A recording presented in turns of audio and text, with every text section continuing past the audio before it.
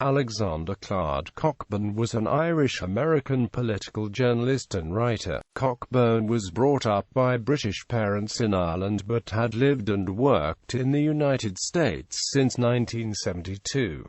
Together with Jeffrey St.Clair, he edited the political newsletter CounterPunch. Cockburn also read the Beat the Devil column for The Nation as well as one for The Week in London, syndicated by Creators Syndicate. Life and career. Early life. Born in Scotland, Alexander Cockburn grew up in Youghal, County Cork, Ireland. He was the eldest son of the former communist author and journalist, Claud Cockburn, by his third wife, Patricia Barron, and Equity Arbuthnot. His ancestral family included Sir George Cockburn, 10th Baronet, who was responsible for burning down Washington in the War of 1812. He had two younger brothers, Andrew Cockburn and Patrick Cockburn, who are also journalists. His half-sister, the barrister and mystery writer Sarah Cordwell, died in 2000.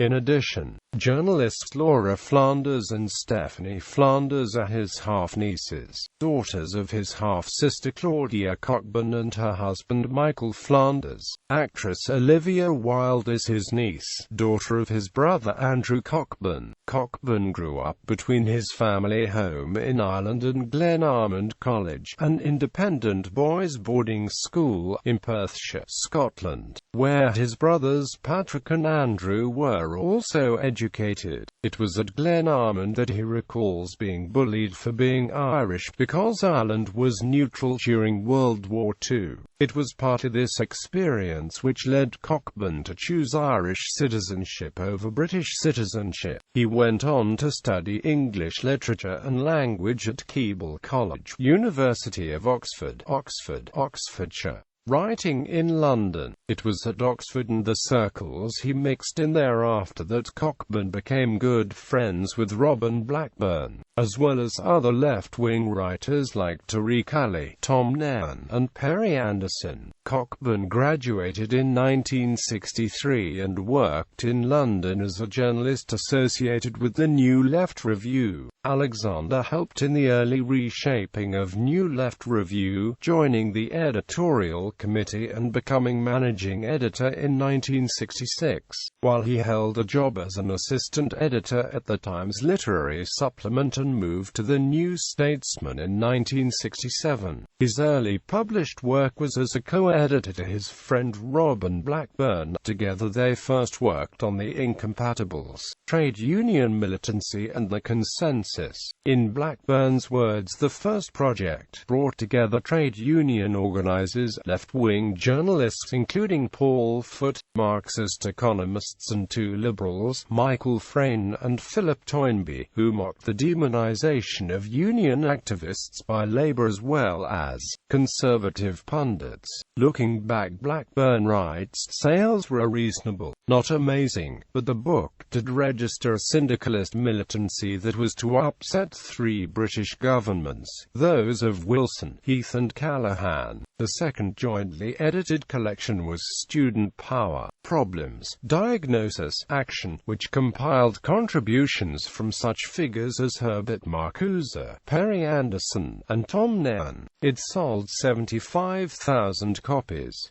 It covered the student occupations of the late 1960s, which had just peaked in Paris in 1968. On the 30th of October 1968, Cockburn published a letter to the Times defending British socialists who were marching against the Vietnam War against the newspaper's criticism. Around the same time, Alexander married the writer Emma Tennant in December 1968 and they had one daughter, Daisy Alice Cockburn, in February 1969. Cockburn and Tennant divorced in 1973. American writing career. Alexander Cockburn moved to the U.S. in 1972 and once there he set himself up as a journalist. He would become close friends with Noam Chomsky, Edward Said, Israel Shahak, Andrew Kopkin, and Saul Landau, among others. Cockburn wrote for many publications, including the New York Review of Books, Esquire, and Harper's. From 1973 to 1983 he was a writer with the Village Voice, originating its long-standing Press Clips column. In his time there he interviewed Rupert Murdoch after a struggle over the ownership of The Voice culminated in Murdoch buying the paper. James Ridgway later noted Murdoch, when he owned The Voice, was said to gag on some of Alex's pointed epithets, but he never did anything about it.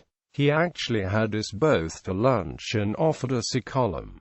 Cockburn went on to write Idle Passion, Chess and the Dance of Death as a class history of chess, and a lot of bogus Freudian stuff, as he would later put it, in a critical evaluation of the claims made for chess. In the late 1970s Cockburn and Ridgway wrote Political Ecology, in which they went through numerous areas of U.S. domestic policy, whether it was housing or agriculture, critically examining each topic, making proposals to adjust policy. Cockburn was later suspended, as The Voice stated, for accepting a $10,000 grant from an Arab Studies organization in 1982. His defenders charged that his criticism of Israeli government policies was behind the firing. In 1984 Cockburn found a regular position at The Nation with a column called Beat the Devil, after the title of the novel written by his father. He went on to write columns for the New York Press, the LA Times, and the New Statesman. Cockburn was also a regular contributor to the Anderson Valley Advertiser and later The Week. He was not afraid to write for newspapers which took a conservative editorial standpoint, such as the Wall Street Journal, for which Cockburn wrote for 10 years, even becoming a columnist for Chronicles in 2009. As an author of around 20 books, Alexander Cockburn produced work covering an array of different areas and with many fellow writers. In 1987 Cockburn completed what would be the first of a series of books composed of columns, diary entries, letters, and essays from 1976 over the preceding decade. It was called Corruptions of Empire, and its cover featured a portrayal of Admiral George Cockburn torching the White House with slaves escaping. To follow up, Cockburn published The Golden Ages in Us, Journeys and Encounters in the much the same mode, combining diary entries with columns, essays, and letters, even including hate mail. The last collection in this series was A Colossal Wreck, a road trip through political scandal, corruption, and American culture, which was published posthumously, and he only completed it days before his death. Cockburn was a permanent resident of the United States since 1973 as an Irish citizen. He became a U.S. citizen in 2009. He lived in New York City for many years before moving to Humboldt County in Northern California. CounterPunch. In 1993 Ken Silverstein set out to establish a newsletter upon moving to Washington from Brazil, and Alexander Cockburn and Jeffrey St.Clair were soon on board. The aim was a newsletter capable of muckraking with a radical attitude, drawing on inspiration from Edward Abbey, Peter Moran, and Amin Hennessy, as well as the left-wing populist newsletter Appeal to Reason. The end result was CounterPunch. It was first a printed newsletter until 1998, when Cockburn and St.Clair took CounterPunch online. By that time Silverstein had moved on, leaving Cockburn and St.Clair to co-edit the newsletter from 1996 until Cockburn's death in 2012. The newsletter drew in contributions from people of a variety of viewpoints, including but not limited to Robert Fisk, Edward Said, Tim Wise, Ralph Nader, John Pilger, Tariq Ali, Uri Avnery, Norman Finkelstein, Noam Chomsky, Ward Churchill, Gail Dines, Diana Johnston, Noel Ignatieff, Saul Landau, Vijay Prashad, Cynthia McKinney, Doug Henwood, Israel Shamir, Jonathan Cook, and even Fidel Castro. Importantly, the site has never sought to avoid taking on writing from writers of right right-wing, libertarian, and populist perspectives. Key examples are Paul Craig Roberts, Dean Baker, and William Lind. By 2007, CounterPunch had become one of the biggest websites on the English-speaking left, with around 3 million unique hits a month, according to Cockburn.